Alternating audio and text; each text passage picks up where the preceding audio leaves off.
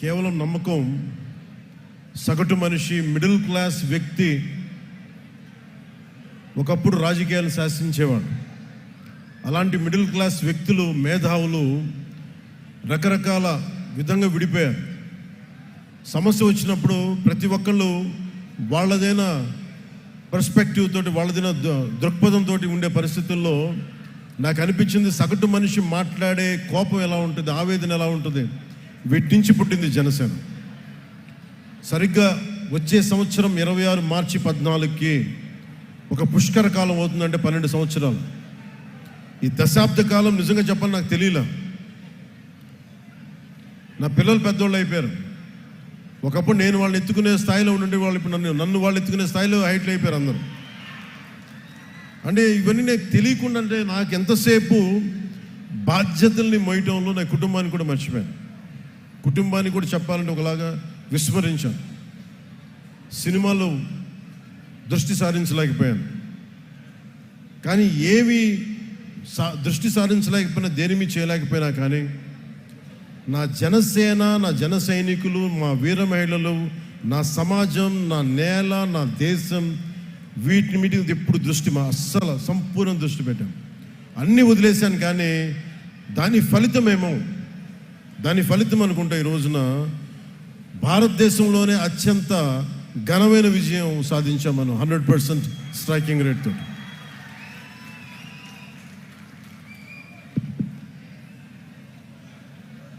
ఈరోజు 150 మందితోటి మొదలుపెట్టే మన ప్రయాణం. ఒక 18,000 మనల్ని నమ్మే జన సైనికులు, వీర మహిళలు వచ్చారు.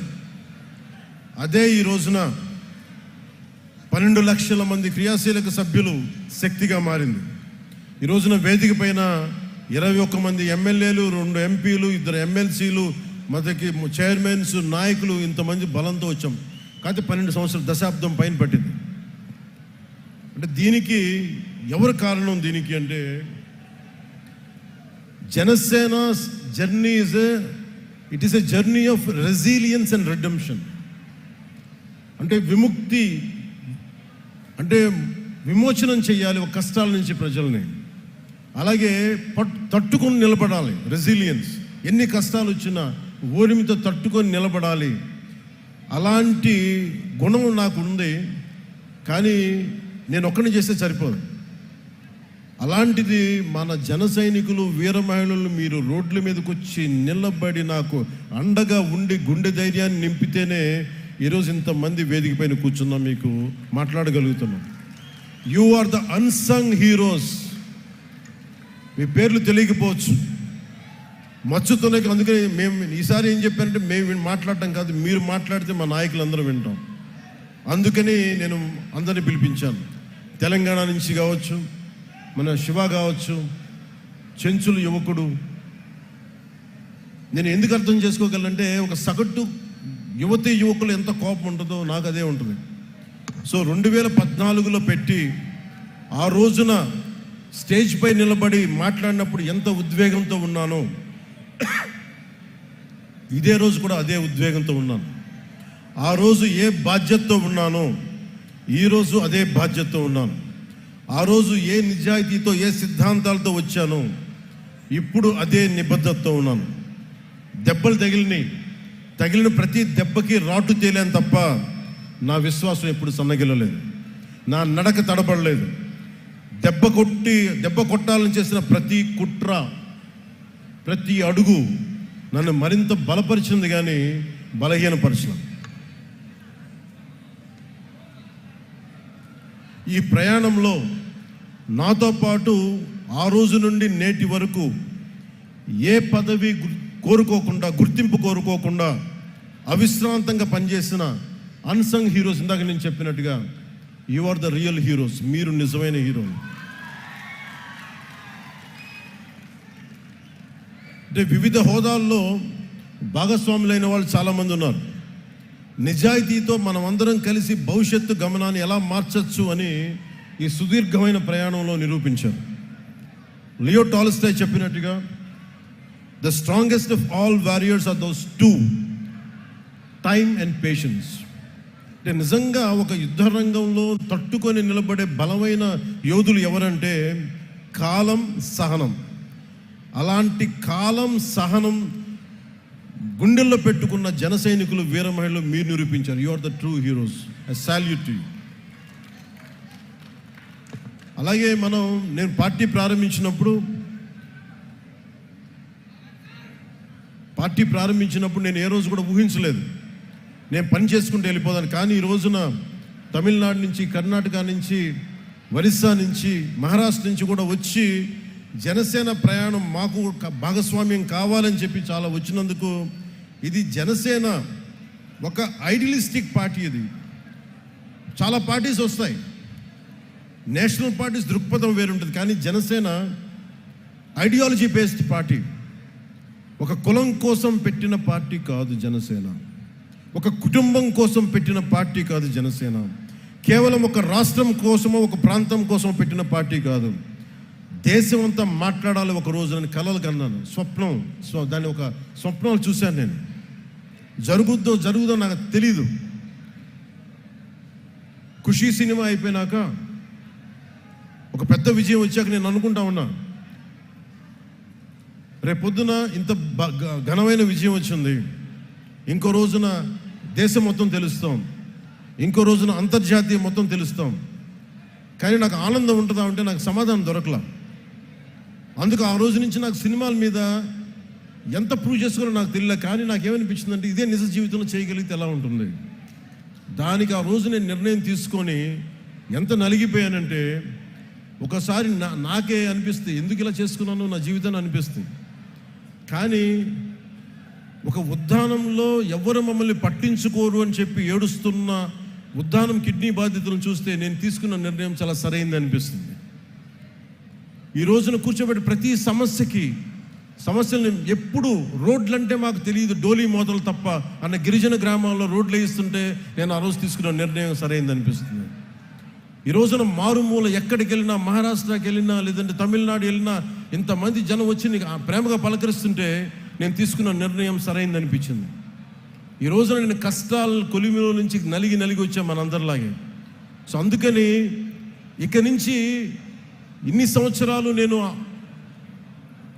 కీలకమైనది ఏంటంటే ఏ ఐడియాలజికల్ ఫౌండేషన్ మీద నిలబడ్డాం, దేని మీద వచ్చాం మనం, వీటన్నిటినీ ఒకసారి మీతో పంచుకొని 5 అంచెలుగా దీన్ని మీకు ముందు చెప్తాం. ఒకటి, మన ఐడియాలజికల్ ఫౌండేషన్స్ ఏంటి, మనం ఎలాంటి ఒడిదుడుకులను తట్టుకొని వచ్చాం. అలాగే మూడోది, భవిష్యత్తులో మనం ఏం చేయాలి, ఎలాంటి ఒడిదుడుకులను ఎదుర్కోబోతాం, వాటికి ఎలా సంసిద్ధంగా ఉండాలి. నాలుగోది, ఐదోది చివరిది, భవిష్యత్తులో ఇంకొక సమీప భవిష్యత్తులో మనం సంస్థాగత నిర్మాణాన్ని ఎలా చెయ్యాలి అని పంచుకోవడానికి నేను ఈ రోజున ఈ సభను పెట్టడం జరిగింది. ఒకటే చెప్తున్నాను, దీని వెనక మండల స్థాయి నుంచి నేనే కూర్చొని సెంట్రల్ ఆఫీస్ నుంచి నేనే మానిటర్ చేస్తాను. మీరు అడగచ్చు ఎందుకు ఇంతకాలం చేయలేదని. నేను ఒక్కడే, శక్తియుక్తులు పరిమితం, అన్నిటికంటే కూడా you should be time tested. వీళ్ళు సినిమా ప్రభావంతో వచ్చారా నేనంటే, లేదంటే సమాజం మీద ప్రేమతో వచ్చారా, దేశం మీద ఇష్టంతో వచ్చారా, లేదంటే వీళ్ళకి ఏమున్నాయి అవసరాలు, పదవుల కోసం వచ్చారా. నేను దశాబ్దం పైన పరీక్షించుకుంటే నేను 14లో పార్టీ పెట్టాను. అలాగే నాతో పాటు నడవాలి అంటే చాలామంది వచ్చారు, మధ్యలో అందరూ రాలిపోయారు, ఒక్క ఓటమికి అందరూ పారిపోయారు, పిట్టలా ఇరిపోయారు. నాకు ఆనందం వేసింది, ఎవరు కాటే రత్నాలు మిగిలిని నత్తగులలో వెళ్ళిపోయినాయి అనిపించింది. 24లో గెలుస్తామో లేదో తెలియదు, 25 సీట్లు అన్నాం, 21 అన్నాం, ఎన్ని కింద పడితే నేను చెప్పాను, మీరు నన్ను నమ్మండి అని చెప్పాను. ఎంత రిస్క్ అంటే నాకు స్వార్థం లేదు, నా దేశం బాగుండాలి, నా నేల బాగుండాలి, నా మనుషులు బాగుండాలి, మా అన్నదమ్ములు, మా ఆడపడుచులు, మా అక్కచెల్లెళ్ళు బాగుండాలని కోరుకుంటాను తప్ప గెలుపు ఓటమి నాకెప్పుడు తెలీదు. కానీ ఒక బలమైన నిర్ణయం తీసుకొని అండదండలతో ఉంటే ఒక అలయన్స్ ఫామ్ చేసాం. ఈ రోజున వేదిక పైన ఇంతమంది కూర్చున్నారు, ఇంత పదవులు వచ్చినాయి అంటే మనం విడిగా వెళ్ళిపోతే వచ్చిండేదా రాదా అనేది అది ఎప్పుడు ఒక డిబేట్. అది నేను ఛాన్సెస్ తీసుకోదలుచుకోలే. ఐడియాలజీ అని చెప్పి ఒక పొలిటికల్ వ్యూహాలు లేకుండా, ఒక రాజకీయ వ్యూహాలు లేకుండా కేవలం ఐడియాలజీతో మాట్లాడి అడవుల్లో హతమైపోయిన వ్యక్తులు ఉన్నారు. పార్టీలు పెట్టి మొత్తం వెళ్ళిపోయిన వాళ్ళు ఉన్నారు. నేను అలా అనుకోలే. ఐడియాలజీ ఉంటుంది, ఐడియాలజీని లోపల గుండెల్లో పెట్టుకుంటాం. కానీ పొలిటికల్ ప్రాక్టికల్ ఐడియలిజంతో పాటు ప్రాగ్మాటిజం, అంటే ఐడియాలజీ ఉండాలి, కానీ అది రాజకీయమైన సత్ఫలితాలు ఇవ్వాలి, అధికారంలో భాగస్వామ్యం తీసుకో.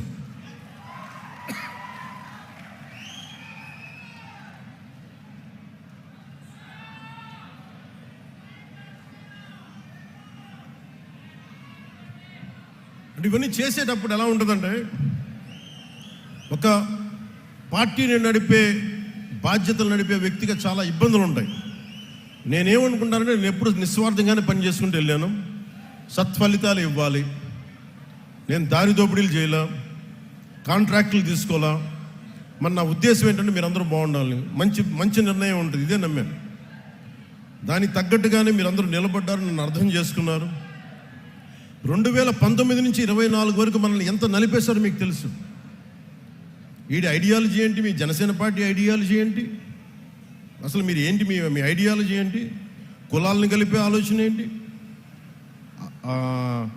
ఏమన్నదని మీకు కులాలను కలిపే ఆలోచన విధానం ఏంటి, మతాలు ప్రస్తావన లేని రాజకీయం ఏంటి, భాషల్ని గౌరవించే సాంప్రదాయం, సంస్కృతులను కాపాడే సమాజం, ప్రాంతీయతను విస్మరించిన జాతీయవాదం, అవినీతిపైన రాజీ లేని పోరాటం, పర్యావరణాన్ని పరిరక్షించే అభివృద్ధి ప్రస్థానం చాలామందికి అపహాస్యంగా నమ్మసక్యంగా ఉండేవి. కానీ నన్ను నమ్మింది మీరు నమ్మారు. ఎందుకంటే మీరు భవిష్యత్తును మీరు చూశారు, వీళ్ళు చూడాల. నేను చెప్పా, కన్ఫ్యూజన్ మీ పాలిటిక్స్, మీ ఐడియాలజీ.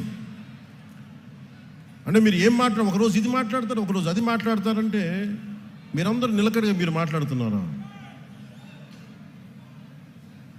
కమ్యూనిజం అని చెప్పిన సోవియట్ రష్యా ఏమైపోయింది? డెమోక్రసీగా మారలేదా సోవియట్ రష్యా? మావోయిజం అని చెప్పి స్టార్ట్ చేసిన రెడ్ చైనా ఏమైంది ఈ రోజున? క్యాపిటలిస్ట్ టెండెన్సీస్ రాలేదా, లేదా క్యాపిటలిజం రాలేదా? బంగారు టాయిలెట్స్ పెట్టుకునే రిచ్ పీపుల్ ఉన్నారు అక్కడ. అంటే ప్రపంచమే ఇన్ని తీరులుగా మారుతున్నప్పుడు అంటే మాకు ఏం అర్థమవుతుంది? చిన్నప్పుడు మేము చదువుకోలేదా? ఈ విమర్శించే మహానుభావులకు మేము కాలేజీలు డిగ్రీలు మేము వెళ్ళలేకపోయినచ్చు, కానీ చదువుకున్నాం. మేము ఐడియాలజికల్ బేసిస్ చదువుకున్నాం. ప్రతి పార్టీది సెక్యులరిజం అంటే అర్థం చేసుకున్నాం. ఫాబియన్ డెమోక్రసీ, అరే కమ్యూనిజం, సోషలిజం, మీరు మొత్తం అన్ని అర్థం చేసుకున్న తర్వాతే కదా. అంటే ఏ భావన లేకుండా, ఏ ఆలోచన లేకుండా, ఏ ఐడియలిస్టిక్ టెండెన్సీస్ ప్రాక్టీస్కి మనకి అవగాహన లేకుండా పార్టీలు పెట్టేస్తామా? అంటే సినిమాలో కూర్చొని డ్యాన్సులు చేసి, సినిమాలో కూర్చొని డైలాగులు చెప్తే వాళ్ళకి అవగాహన ఉన్నదనుకుంటున్నారా మీరు? అంటే రాజకీయాలు అంటే కూర్చోబెట్టి తెల్లగడ్డలు పెట్టుకొని హుందాగైన జుట్లు దువ్వుకొని సీరియస్గా ఇలా నమ్ముతూ ఇలా అంటే అలా అవసరం లేదు. సినిమాలు చేస్తాం, అన్నీ చేస్తాం, వాటితో పాటు లోపల రగిలే అగ్నిగుండంలా ఉంటుంది మా గుండె. కష్టాల మీద కోపాలు ఉంటాయి మాకు.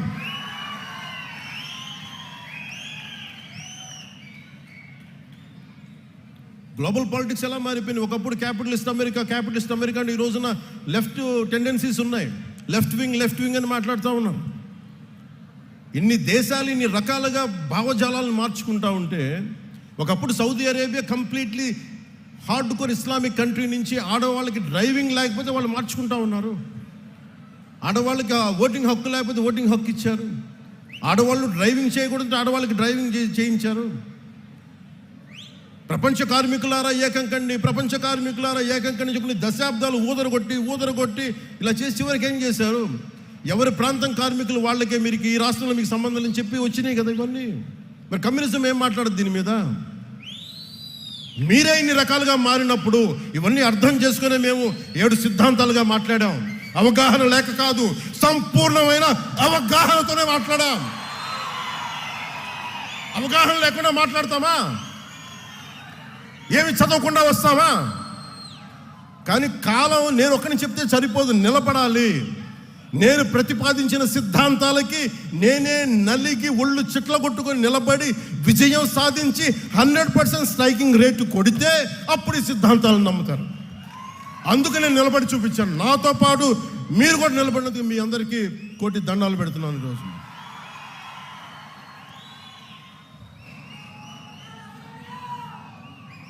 Love you. ఏదైనా మాట్లాడితే మారిపోయామంటే ల్యాండ్ ఆఫ్ తిలక్ మహారాష్ట్ర ఏం మాట్లాడద్ది? స్వరాజ్యం నా జన్మ హక్కు అని చెప్పిన తిలక్ నేల అది. అలాంటి నేల కేవలం అది మరాఠీ మాణుస్ అని చెప్పలేదు. ఆయన చెప్పింది మరాఠీ మాణుస్ ఇచ్చిన స్లోగన్ ఏంటంటే సంపూర్ణమైన దేశానికి స్వరాజ్యం నా జన్మ హక్కు అని. అలాగే కూర్చోబెట్టి మనకి ఏది తీసుకున్నా, తమిళనాడు తీసుకున్నా, ఏమి తీసుకున్నా, ల్యాండ్ ఆఫ్ మన సుబ్రహ్మణ్య భారతి, సుందర తెలుగు అని చెప్పిన వ్యక్తి, అన్నీ అర్థం చేసుకున్న మహానుభావులు, వాళ్ళ దారుల్ని వాళ్ళ ఆలోచన విధానాన్ని మర్చిపోయారు అందరూ. మేము మర్చిపోలా, గుండెల్లో పెట్టుకున్న దాన్నే వాళ్ళు ముందుకు తీసుకెళ్తా ఉన్నాం. ఒకసారి నాకును ఒక నాకు ఇష్టమైన ప్రజా కళాకారుడు గద్దర్ గారికి ఒక మంచి ఒక సంభాషణ జరిగింది. నేను ఒకటే చెప్పాను, తమ్మి నువ్వు మా వాడివి కాదురా, నువ్వు వెళ్ళిపోయావు, నువ్వు పక్కకి అంటే నాన్న ఎప్పుడు నేను మనిషిని అన్నా, నేను అందరూ బాగుండాలని కోరుకుంటాను అంటే ఆయన అర్థం చేసుకుని నేను మాట్లాడుతా నేనే చెప్పాను, అన్న ఒకప్పుడు దేవుడు లేడు, దేవుడి మీద నువ్వు పాటలు రాసావు, దేవుడు లేడు విచిత్రం అని అనవసరం అని, మరి నువ్వే యాదాద్రి నరసింహుడి మీద పాటలు రాసావు, అది కూడా నువ్వే చేసావు. నువ్వే ఇన్ని రకాలుగా మారినప్పుడు నేను మనుషులు ఎలాగా మారుతారని తెలిసి నేను ఇంత ఫ్లెక్సిబుల్ ఐడియాలజీ పెట్టానన్నా, అంతకుమించి ఇంకేం లేదు. నా గుండెల్లో ఎప్పుడు కష్టపడే, నేను తుపాకీ పట్టుకుని నేను నక్సలైట్ కావాల్సిన అవసరం లేదు, ఎర్ర జెండా వేసుకొని నేను మావోయిస్ట్గా మారాల్సిన అవసరం లేదు. నేనేం మాట్లాడానంటే, నేను నా జెండా నేను వేసుకుంటా, నా 7 సిద్ధాంతాలు నేను మాట్లాడతా, ప్రిమిటివ్ వల్నరబుల్ ట్రైబల్ గ్రూప్స్ కోసం డోలీ మోతలు తప్పించే బాధ్యత నేను తీసుకుంటా. వేసావు ఈ రోజున అంటే దీనికోసం నేను తుపాకులు పట్టుకోవాలా, దీనికోసం విప్లవాలని పందాన్ని విప్లవ పందాన్ని మనం ఏం చేస్తాం? ప్రజాస్వామ్యంలో ఉన్నప్పుడు హింస పని చేయదు, అది అర్థం చేసుకునే ఉంటాం కదా. నేనేం చేశానంటే ఇట్స్ అ మిడిల్ పాత్, ఒక మిలిటెంట్ అప్రోచ్ కావాలి. ప్రజాస్వామ్యబద్ధంగా తుపాకీ పట్టుకోకుండా అక్కడ పట్టుకున్న మన జెండా కర్రే ఆయుధం అవసరమైతే,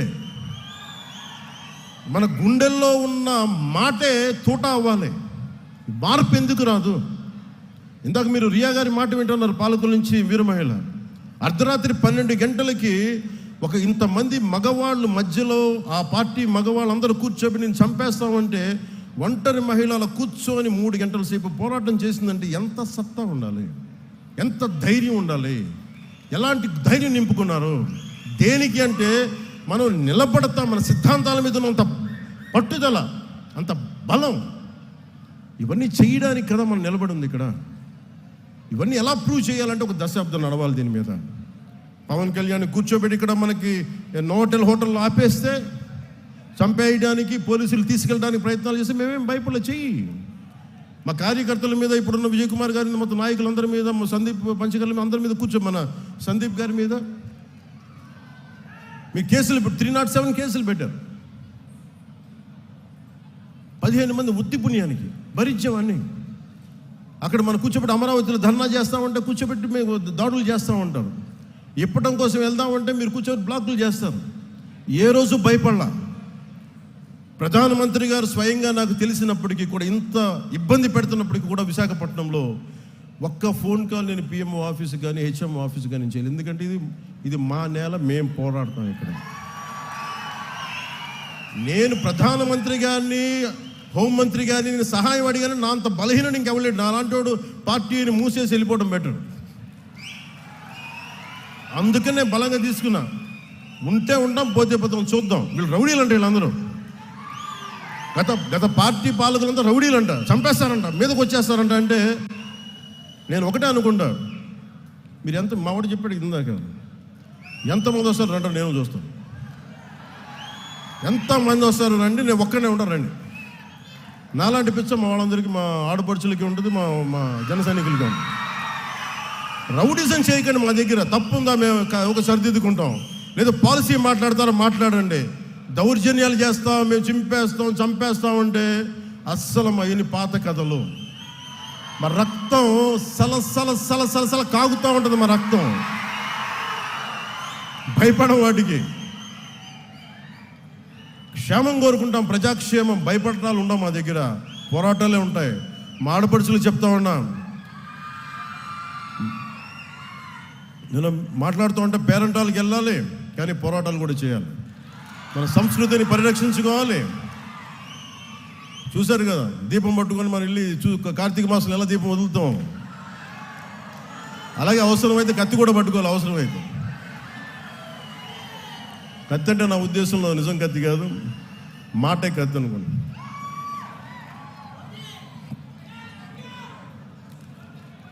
అలాగే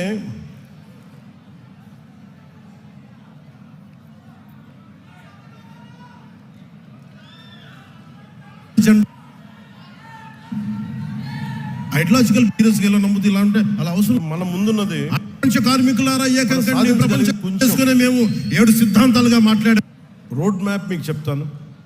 ఎలా మిమ్మల్ని అందరినీ ఒకటి చెప్పి మీకు మళ్ళీ తిరిగి ఇది చెప్పేసి మళ్ళీ మీకు లేకుండా నేను అనుకుంటున్న road map membership to leadership. ఈరోజు మీరు క్రియాశీలక సభ్యత్వం తీసుకొని మీరు ఒక కార్యకర్తగా, ఒక జన సైనికుడిగా, వీరమహిళగా ఉంటున్నారు. మీరు ఎప్పుడు అలా ఉండకూడదు. మీరు నిత్యం ఎప్పుడు కూడా మీరు ఎదుగుతూనే ఉండాలి. దానికి నేను ఏం చేయాలని ఆలోచిస్తా ఉన్నాను. కింద నుంచి రావాలి నాయకులు అనేవాడు. దానికి నేను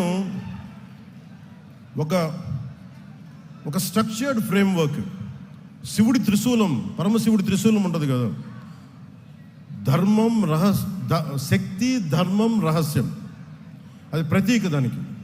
అలాగే జనసేన ఇప్పుడు మెంబర్షిప్ కోసం చేయబోతున్నది వెరీ స్ట్రక్చర్డ్ ఫ్రేమ్వర్క్. అలాగే ప్రతి క్రియా సభ్యుడికి గుర్తింపు, నాయకత్వం, భద్రతతోటి ఈ త్రిశూల్ ప్రోగ్రామ్ని మన దసరా తర్వాత స్టార్ట్ చేయబోతున్నాం. అది ఎలా ఉంటుందనేది ఈ కొన్ని ముక్కలు మాట్లాడేసి మీకు తెలియజేస్తాను. ఎందుకంటే ఇది ఇంక మీరు అడగచ్చు, ఇప్పుడు దాకా నువ్వు ఎందుకు చేయలేదు అంటే నేను ఒకటే చెప్తాను. ఇందాక మన విజయనగరం నుంచి మన కుర్రోడు వచ్చి, జన సైనికుడు వచ్చి కూర్చోబెట్టి హుషారుగా మాట్లాడేస్తా ఉంటే నేను చెప్పాను, నువ్వు ఇంట్లో బాధ్యతలు నిర్వర్తించిన వాడు పార్టీకి ఏం చేస్తావు? మీ నాన్నగారు 2 ఉద్యోగాలు చేసి కష్టపడతా ఉంటే నువ్వు వచ్చి నా చుట్టూ తిరిగితే నాకు ఆనందం రాదు. నువ్వు ముందు బాగా చదువుకు, బాధ్యతలు నిర్వర్తించు. అంటే ఈరోజు 1.5 లక్ష రూపాయలు సంపాదిస్తున్నానన్నా అని అంటే నాకు అప్పుడు ఆనందం అనిపించింది. నాకు ఇప్పుడు యు ఆర్ వెల్కమ్. అంటే ఇవన్నీ ఎందుకు చెప్తున్నానంటే, నాకు ఆషామాషిగా గాలికి తిరిగేవాడు వద్దు. నాకు మీ పని, politics is not for business. Politics is not for business. Politics is not for making money. Politics is to do something, to take the next generation from here till the next step, next level. ఇక్కడి నుంచి ఇంకొక స్థాయికి తీసుకెళ్ళాలి. నేను అలాంటి వాళ్ళు కావాలని కోరుకుంటున్నా. మనం ఇదివరకులా అడవుల్లోకి వెళ్ళలేము. కూర్చోబెట్టి కులం రంగు, మతం రంగు కూర్చొని పోరాటాలు చేయాలి. ఎంతకాలం చేస్తాం? కుల పోరాటాలు ఎంతకాలం చేస్తాం? మత పోరాటాలు ఎంతకాలం చేస్తాం? ప్రాంతీయ పోరాటాలు ఎంతకాలం చేస్తాం? కూడుగుడ్డ కావద్దా? ఉద్యోగాలు కావద్దా? ఉద్యోగ భద్రత కావద్దా? నాకు స్కిల్ డెవలప్మెంట్ కావద్దా? మరి దీనికోసం ఎవరు మాట్లాడతారు? మన కులపోడి చేస్తారు. జరుగుద్ది అక్కడెక్కడన్నా? అలా ఎప్పటికీ జరగదు. మాట్లాడితే కూర్చోబెట్టిన కొంతమంది మాట్లాడుతూ ఉంటే నువ్వు కులం గురించి మాట్లాడతావు. అవునా, నేను కులంలో పుట్టాను, ఏం చేయను దానికన్నా? నేను కులం కోసమే ప్రయాణిస్తే కుల నాయకుని అయ్యేవాడిని కదా. నేను కులం కోసం ఒక్కదానికి రాలేదు. నేను సంపూర్ణ మానవాళి కోసం వచ్చాను. జాషువా విశ్వనరుడు అన్న కాన్సెప్ట్ని గుండెల్లో పెట్టుకొని వచ్చాను నేను. అన్ని కులాలని గౌరవిస్తాం, అన్ని ప్రాంతాలని, మతాలని గౌరవిస్తాం, కానీ తప్పులు జరుగుతున్నప్పుడు సరిదిద్దుతాం. ఈ ఆలోచనతో వచ్చాను. అందుకని నేను ఎందుకు ఈ ప్రక్రియ మొదలుపెట్టానంటే, వేదిక పైన ఉన్న నాయకులందరికీ మీ విలువ తెలియాలని ఈ మీటింగ్ పెట్టాను.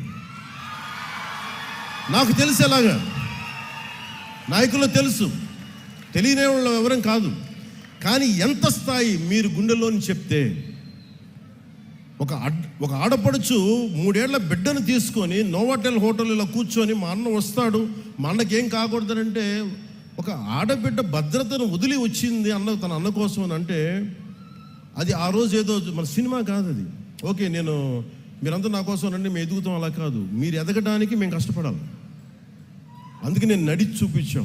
మన నాయకులకి ఇది అర్థమైతే, మనం ఎంత కష్టపడి మీరందరూ మమ్మల్ని గెలిపించారో మా వాళ్ళందరికీ అర్థమైతే, జనసేన ఒక రోజున, ఇది నా గట్ ఫీలింగ్, నిన్న కూడా చెప్పాను.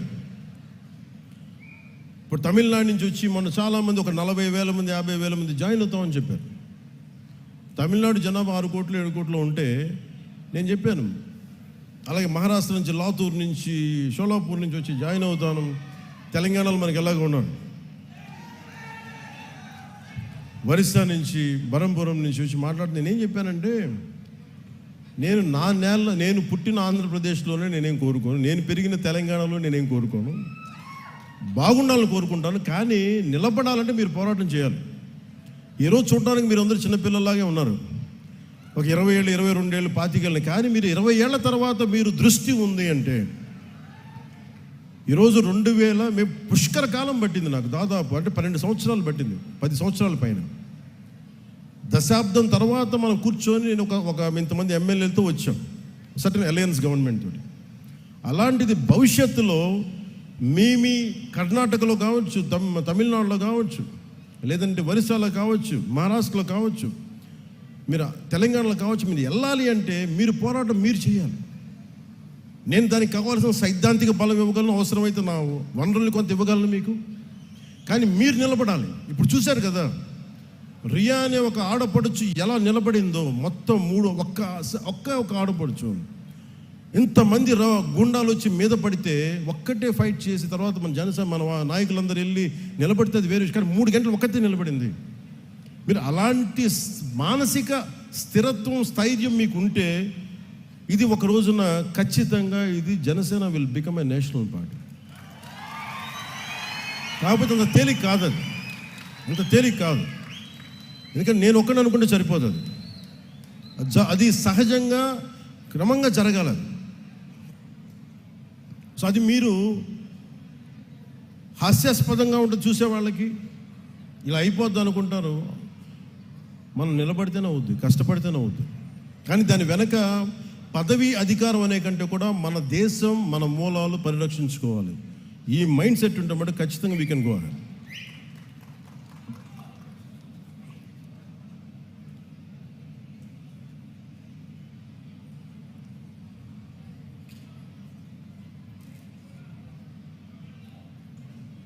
ప్రతి అంశం మీద మనకి స్పష్టత కావాలి, ప్రతి అంశం మీద మనకు ఒక స్పష్టత ఉండాలి.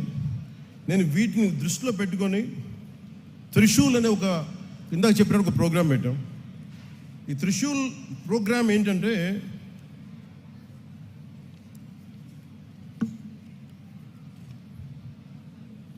ప్రతి క్రియాశీలక సభ్యులకి, జనసేనకి ఎవరికైనా మెంబర్స్ కావచ్చు, కానీ పని చేద్దాం అనుకున్న ప్రతి ఒక్కరికి కూడా ఒక ప్రత్యేకమైన పార్టీ మెంబర్షిప్ ఐడియా ఇవ్వబడుతుంది. ప్రతి క్రియా సభ్యురాలికి డైరెక్ట్గా సెంట్రల్ లీడర్షిప్ తోటి, పార్టీ ఆఫీసర్స్ తోటి అనుసంధానం అయ్యే పనిచేసే విధంగా ఒక వ్యవస్థ ఏర్పాటు చేస్తాం.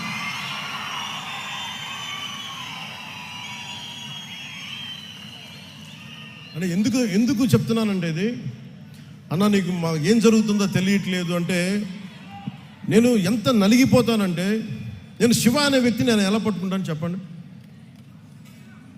ఒక 18 ఏళ్ల శివ అనే ఒక చెంచుల కుర్రవాడు, శ్రీశైలంలో ఉండే ఒక చెంచుల గ్రామం నుంచి, ఆ చెంచుల పెంట నుంచి వచ్చిన ఒక యువకుడు, ఒక పగలు పూర్తి వర్షంలో తడిచిపోతూ హైదరాబాద్ ప్రశాసన్ నగర్ జనసేన ఆఫీసులో వెళ్తూ ఉంటే, ఆ కుర్రాడు కూర్చున్నాడు. చూడటానికి వచ్చారా ఎవరో తెలియట్లేదు, అసలు దూరంగా ఉంటే నేను వెళ్తా వేరే మీటింగ్లో ఉండి పిలిచాను. బయట 2 కుర్రాళ్ళు లోపల రమ్మని చెప్పండి.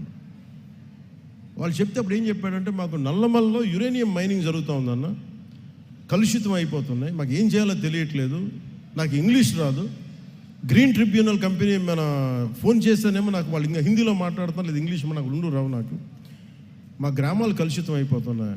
మరి నా దగ్గరికి ఎందుకు వచ్చామంటే, ఇది ఎప్పుడు 2019లో 2 చోట్ల ఓడిపోయి మరి డబుల్ బోనస్, డబుల్ ధమాకా, 2 చోట్ల ఓడిపోయి కూర్చుంటే మనకి నేనే ఏం చేయాలని కూర్చుంటే వచ్చి నా సహాయం అడిగితే నేను నా పరిస్థితి ఆలోచించి నేను ఏం చేయాలి దీనికి అని. నేనేమనుకున్నానంటే ఆ రోజు మన హనుమంతరావు గారు ఉంటే ఆయన కలవడానికి, కాంగ్రెస్ నాయకులను కలవడానికి వస్తే, నాకు ఆయన వ్యక్తిగత పరిచయం ఉంది, సరదా కలవడానికి వస్తే ఆయన అన్నారు, నేను ఈ అబ్బాయితో మన శివతో మాట్లాడుతాను, ఏంటంటే ఇలా అంటే ఇలా చేయండి. నేను అనుకున్నాను, శివ నాకు తెలియదు ఏం చేయాలో. ఒక్కసారి నాకు ఒక ఐడియా వచ్చింది, నేను ఒకసారి మన నాయకులు మనోహర్ గారితో మాట్లాడతాను, ఎందుకంటే ఆయన కూడా పర్యావరణ ప్రేమికుడు. ఆయనతో మాట్లాడతానని చెప్పి ఆయనతో మాట్లాడితే, సార్ నేను ఒక రౌండ్ టేబుల్ కాన్ఫరెన్స్ ఆయన ఏర్పాటు చేద్దామా, వీళ్ళకి జరుగుతున్న అన్యాయానికి మనం మాట్లాడచ్చా అంటే ఖచ్చితంగానే ఆయన నాకు ఉత్సాహం ఇస్తే, దానికి హనుమంతరావు గారు తోడై మేము కూడా వస్తాం కాంగ్రెస్ పార్టీ నుంచి. ఆ రోజున కమ్యూనిస్ట్ పార్టీలు వచ్చినాయి, చాలామంది పర్యావరణవేత్తలు వచ్చారు. తర్వాత మన ఇప్పుడున్న ముఖ్యమంత్రి, తెలంగాణ ముఖ్యమంత్రి, గౌరవ ముఖ్యమంత్రి రేవంత్ రెడ్డి గారు కూడా మీటింగ్లో ఉన్నారు. అందరం వచ్చి కూర్చొని మాట్లాడుతుంటే, అదే రోజున అప్పటి గౌరవ శ్రీ చంద్రశేఖర్ కేసీఆర్ గారు ముఖ్యమంత్రి ఆ టైంకి, మేము ఇలా జరుగుతుందని తెలిసి ఆయన వెంటనే అసెంబ్లీలోనే ఆ గ్రామాల్లో యురేనియం తవ్వకాలు ఆపించేశారు, ప్రభుత్వం డిక్లరేషన్. ఇది నేను ఎందుకు చెప్తున్నానో, ఇది అంటే ఒక యువకుడు తన గ్రామం నుంచి బయలుదేరి 1000 రూపాయలు అప్పు తీసుకొని పక్కన ఫ్రెండు ఆకలికి సరిపోక బస్సుకే 200-300 అయిపోయి మళ్ళీ వెళ్ళటానికి ఇద్దరు వెళ్ళాలంటే ఇంకా కరెక్ట్గా 200 ఉందేమో. మీకు తెలుసు, వచ్చి నడవాలి, ఆటోల్లో రాలేరు, బస్సులు రాలేవు నేనున్న ప్రాంతానికి.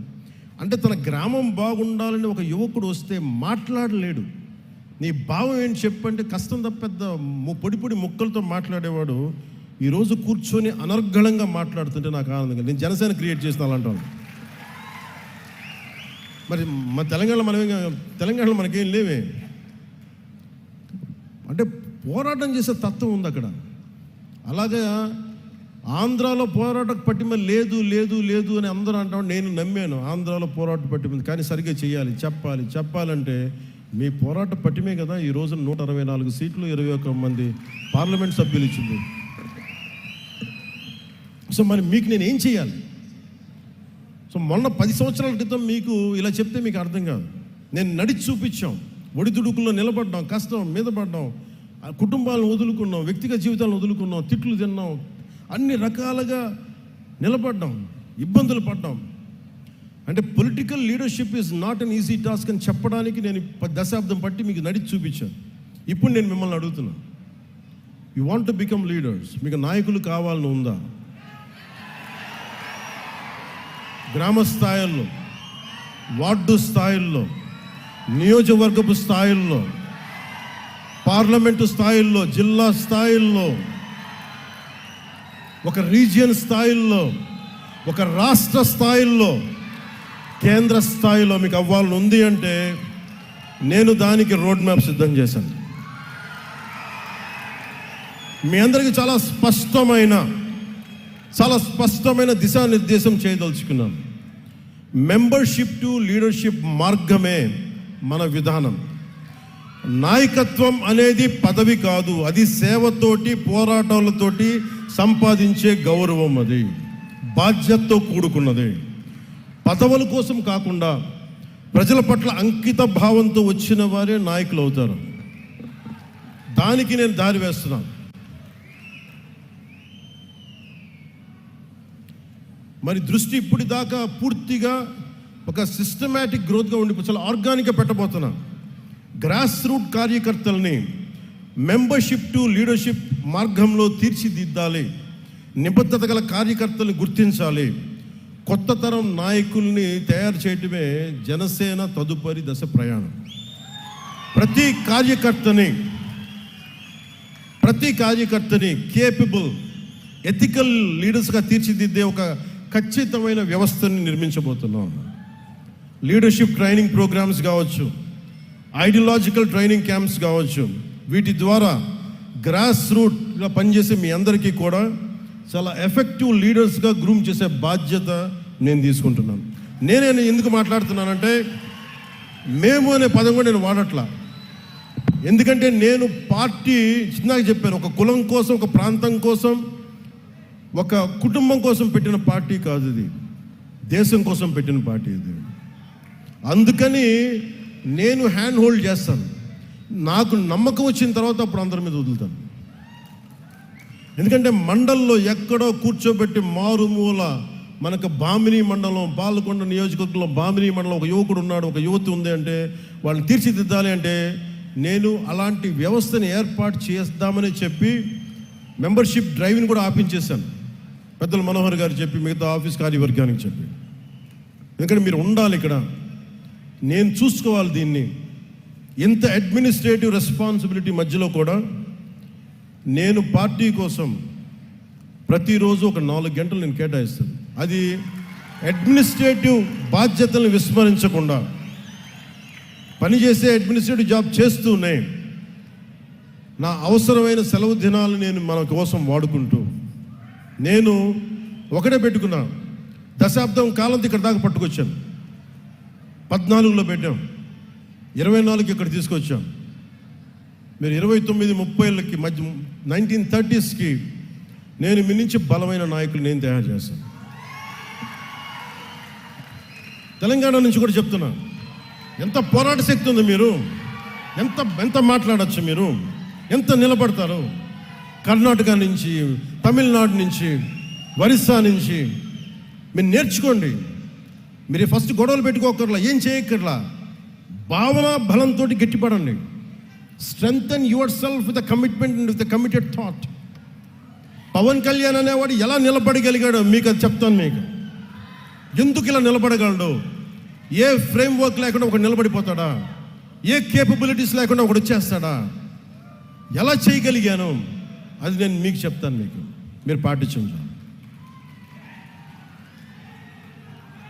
ప్రతి క్రియా వాలంటీర్ని తన ప్రయాణాన్ని ఒక మీ కాన్స్టిట్యూయన్సీ లేదా స్థానిక కమిటీ స్థాయిలో ప్రారంభించాలి. పార్టీ కార్యక్రమాల్లో యాక్టివ్ పార్టిసిపేషన్ ద్వారానే నిజమైన ఎదుగుదల మొదలవుతుంది. ఆడపడుచులు రాగానే మీరు అక్కడ పక్కన ఉండండి అంటానికి కుదరదు. ఆడపడుచులకి 33% రిజర్వేషన్ చెప్పాం. దానికి ఆడపడుచులు అంటే కూర్చోబెట్టి మా ఇంట్లో ఆడపడుచులకి ఇచ్చేసి ఇది 33% మేము నమ్మం. కింద మన తెలంగాణలో ఉన్న కావ్య ఎలా వచ్చి నిలబడిందో, ఒక శిరీష్ ఎలా నిలబడిందో అలా రావాలి. ఇందాక ఒక రియా ఎలా వచ్చిందో అలా రావాలి. అంటే నేను కోరుకుంటుంది అది. అంటే అలాంటి ఆడపడుచుల్ని భర్త చాటున భర్త కంట్రోల్ చేసే భార్య కాదు. నిజంగా నువ్వు పంచాయతీ బోర్డు మెంబర్గా ఉంటే నేను చెప్పినట్టు చేసే అది అలాంటివి కాదు. నిజంగా సత్తా కావాలి. నేను స్థానిక ఎన్నికలు నేను చూశాను అలాంటి ఆడపడుచుల్ని. సో దానికోసం ప్రత్యేకమైన మహిళా కార్యక్రమాన్ని ఐ విల్ లీడ్, నేను లీడ్ చేసి చెప్తాను మీకు. సో ప్రతి సమర్థుడైన ప్రతి క్రియా సభ్యుడికి పార్టీ నిర్మాణంలో ఎదగడానికి ఒక బలమైన మార్గం రూపొందిస్తున్నాం. మెంబర్షిప్తో ప్రారంభించి ఒక క్రియాశీలక జన సైనికుడు, మామూలు జన సైనికులుగా వీర మహిళగా ప్రారంభించిన నేను పని చేస్తాను, కాంట్రిబ్యూట్ చేస్తానంటే you have to volunteer your self. Constituency, అక్కడి నుంచి constituency coordinator, district leader, state committee, central leadership. అంటే ఎవరికైనా సరే గ్రాస్ రూట్స్ నుండి ప్రారంభించి కేంద్ర నాయకత్వం వరకు చేరే అవకాశాలు ఉండడం కోసం నేను ఈ పని మొదలు పెడతా ఉన్నాను. కన్సిస్టెన్సీ, డిసిప్లైన్, కమిట్మెంట్ చూపిన కార్యకర్తల్ని నేను గుర్తించి ముందుకు తీసుకెళ్తాను. ఆ తర్వాత ఆ విధానాన్ని పార్టీ తీసుకెళ్తుంది. ఇది ఎందుకు చెప్తున్నానంటే, ముందు వ్యక్తే వ్యవస్థను నిర్మిస్తాడు, తర్వాత వ్యవస్థ వ్యక్తులు నిర్మిస్తుంది. ఇప్పుడు మన వ్యక్తి స్థాయిలో నేను మన జనసేన వ్యవస్థ నిర్మిస్తాను. ఆ తర్వాత జనసేన వ్యవస్థ వ్యక్తులు నిర్మిస్తుంది. అప్పుడు దాకా నేను బాధ్యత తీసుకుంటాను. మూడవది, మన కార్యకర్తల భద్రత, గౌరవం, సంక్షేమం కర్తవ్యంగా పార్టీ తీసుకుంది. ఆ దిశగా ప్రతి క్రియా సభ్యుడికి ఒక యాక్సిడెంటల్ డెత్ క్లెయిమ్ని, ఇన్సూరెన్స్ని కల్పిస్తా ఉన్నాం. భారతదేశంలోని మొట్టమొదటిసారిగా 2020లో ఈ స్కీమ్ మొదలుపెట్టి ప్రతి క్రియా సభ్యుడి బాధ్యతని వ్యక్తిగతంగా తీసుకుని ఇది ఇక ముందు కూడా సాగుతుంది. సభ్యుడిగా మొదలుపెట్టి నిబద్ధతతో భాగస్వామ్యమై ప్రతి జన సైనికుడు, వీర మహిళ శక్తివంతమైన నాయకులుగా ఎదిగే పరిణామ క్రమమే మన దిశ, మన త్రిశూల్, మన జనసేన.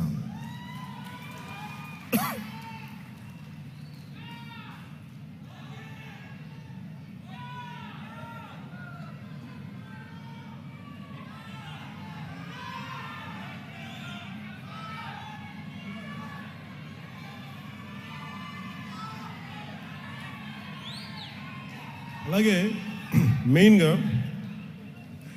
మీకు కెపాసిటీ బిల్డింగ్ ఎలా క్రియేట్ చేయాలి, ఒక leadership development programme, workshops and seminars, capacity building platforms, exposure networking to interact with other leaders, ఒక కంటిన్యూస్ లెర్నింగ్, ఎప్పటికప్పుడు పొలిటికల్ క్లాసెస్, వస్తున్న సామాజిక ఈ ఛాలెంజెస్ని ఎలా ఎదుర్కోవాలి, ఇవన్నీ కూడా మీకు ట్రైనింగ్ తీసుకోబడతాయి.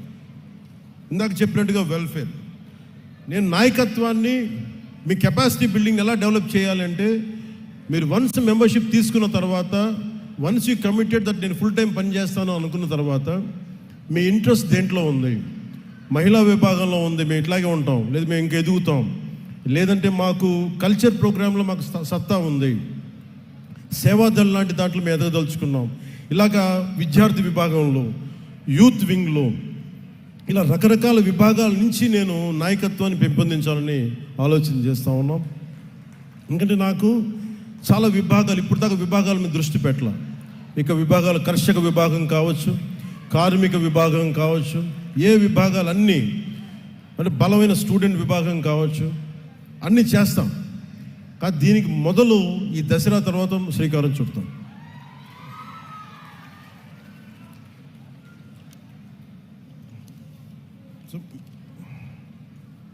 మీరు చేసిన ఇది మేమేం చేయగలిగామంటే, ముఖ్యంగా మన విశాఖకి మీరు కనుక నిలబడకపోయినట్టు ఏం జరిగిన, విశాఖ ప్రైవేటైజేషన్ అయిపోయేది. కానీ ప్రైవేటైజేషన్ ఆపాం మనం.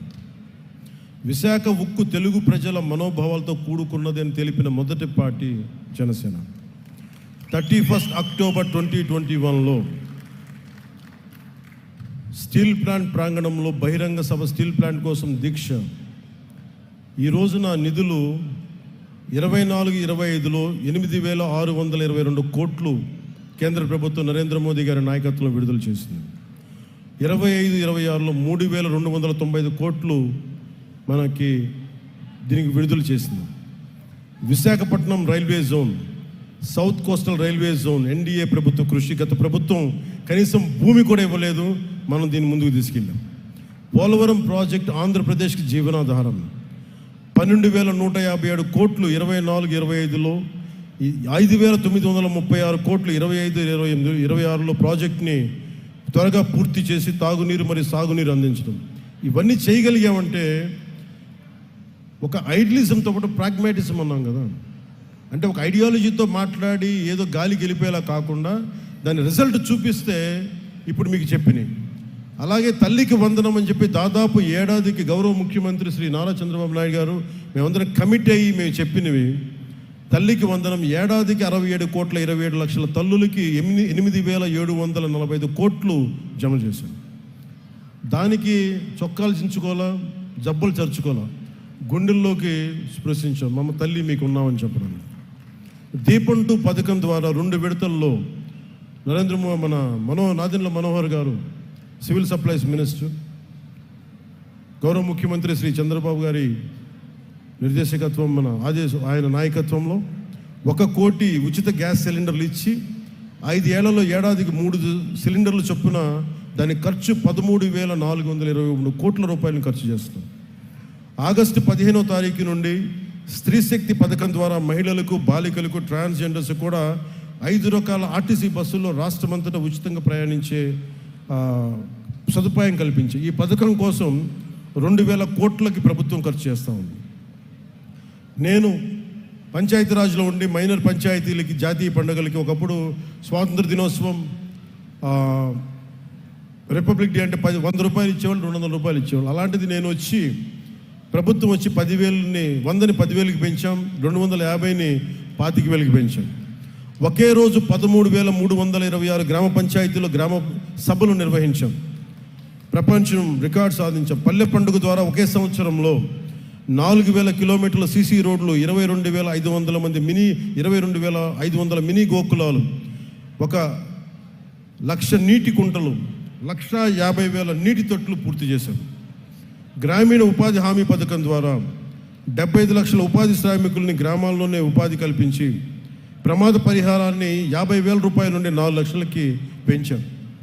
అడవి తల్లి బాట కింద కొండ ప్రాంతాల్లో 1,005 కోట్లతోటి 625 గిరిజన గ్రామాలను అనుసంధానిస్తూ 1,069 కిలోమీటర్ల రోడ్ల నిర్మాణానికి ప్రధానమంత్రి న్యాయ మహా అభియాన్ పిఎం జన్మన్ ఉపాధి హామీ పథకం కింద రాష్ట్ర నిధులతో శ్రీకారం చుట్టాం.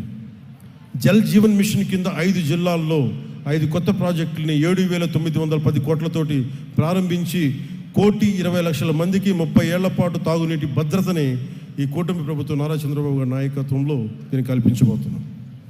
అంటే ఇవన్నీ మీకు ఎందుకు చెప్తున్నానంటే, 2 చోట్ల ఓడిపోయి మీరు ఏమీ కాలేదు అని అనుకుంటే మనం నిలబడితే ఎలా సాధించామని చెప్పడానికి చెప్తున్నాను. సో విజయం ఎంత పెద్దదైనా దాని వెనుకున్న ప్రయాణం మన విజయాన్ని మనకి నిర్వచిస్తుంది. Adversity reveals the true character. So నేను మీ నుంచి ఆశిస్తుంది ఒకటే కోరుకుంటా ఉన్నాను, మీరు నిలబడటానికి సిద్ధంగా ఉంటే నేను మీ వెన్నంటే నిలబడడానికి సిద్ధంగా ఉన్నాను, మిమ్మల్ని నడిపించడానికి నేను సిద్ధంగా ఉన్నాను. అందుకని మీ అందరికీ పేరు పేరున ధన్యవాదాలు తెలుపుకుంటూ, అలాగే ఈ సభకి వచ్చేటప్పటికి గురజాడ వారి ఇల్లు, విజయనగరం ఉన్న గురజాడ వారి ఇల్లు హిందూ బ్యూరోలో ఆర్టికల్ పడితే అది నా దృష్టికి పట్టుకొచ్చారు. గురజాడ గారి గ్రాండ్ సన్ గురజాడ వెంకటేశ్వర ప్రసాద్ గారు, ఆయన వైఫ్, ఆయన గౌరవ సతీమణి శ్రీ జి ఇందిరా గారు పోస్ట్ కార్డ్ మూవ్మెంట్ స్టార్ట్ చేసి మాకు దృష్టికి పట్టుకొచ్చారు. 150 సంవత్సరాలు ఉన్న గురజాడ గారి ఇంటిని దీన్ని రెనోవేషన్ చేయాలి, అలాగే దానికి అడ్జసెంట్, దానికి ఎదురుగా ఉన్న వేకెంట్ ల్యాండ్లో ఆడిటోరియం పెట్టాలి, ఆయన వర్క్స్ అన్నిటినీ కూడా డిజిటలైజ్ చేయాలి అంటే ఖచ్చితంగా నేను మీకు మాటిస్తామని సభాముఖంగా అది జరిగి తీరుందని ముందుకు తీసుకెళ్తామని తెలియజేసుకుంటూ, అలాగే చాలామంది రచయితలు చీకటి దివాకర్ గారు, ఏపు విజయ్ కుమార్ గారు, జక్కు రామకృష్ణ గారు, ముళ్ళపూడి సుభద్ర గారు, గుల్లపల్లి జైపాల్ గారు, మీరందరూ దీనికి మద్దతు తెలిపి మా దృష్టికి తీసుకొచ్చిన మీ అందరికీ మరోమారు ధన్యవాదాలు తెలుపుకుంటూ సెలవు తీసుకుంటూ,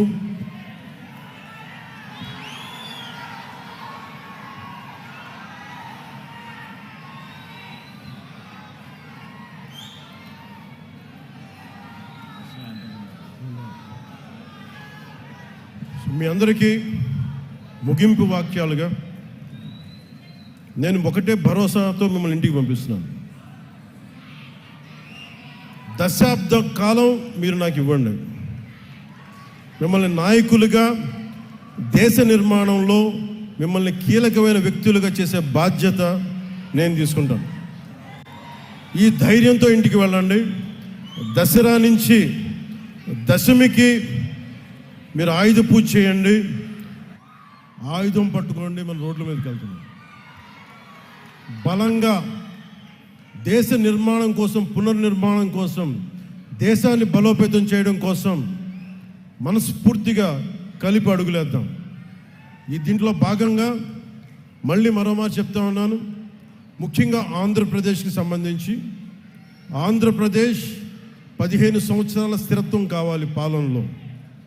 ఈ కూటమి చాలా బలంగా ఉండాలని నేను మనస్ఫూర్తిగా కోరుకుంటా ఉన్నాను. దానికి కృషి చేయాలి, కృషి చేద్దాం.